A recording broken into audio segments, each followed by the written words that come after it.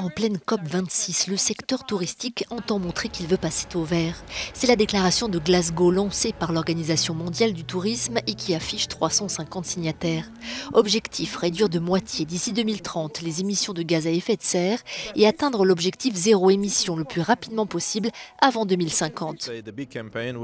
Disons que la grande campagne que nous lançons aujourd'hui et que nous voulons encore une fois, c'est que tous les individus qui voyagent s'impliquent, se soutiennent et soient plus responsables quand on parle plastique et réduction de CO2. La déclaration veut pousser l'industrie touristique à accélérer sa transition climatique. Il en va de l'emploi de près de 300 millions de personnes. L'industrie du voyage repose sur le fait d'avoir des destinations vers lesquelles les gens veulent aller. Et dans le cas d'un changement climatique à 3 degrés, certaines destinations ne feront plus envie. Cela signifie donc que des millions de personnes perdront leur emploi et que les moyens de subsistance de ces pays vont s'effondrer. Cette transition climatique doit aussi servir les communautés qui vivent au plus près des destinations touristiques. Leur rôle est essentiel dans l'effort de préservation des écosystèmes.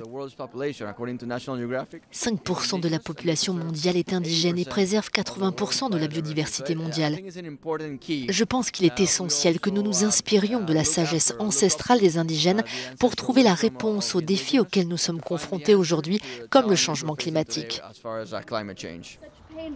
Des représentants du groupe Minga Indígenas, une organisation de la société civile rassemblant des dirigeants autochtones du monde entier, ont organisé une marche à Glasgow.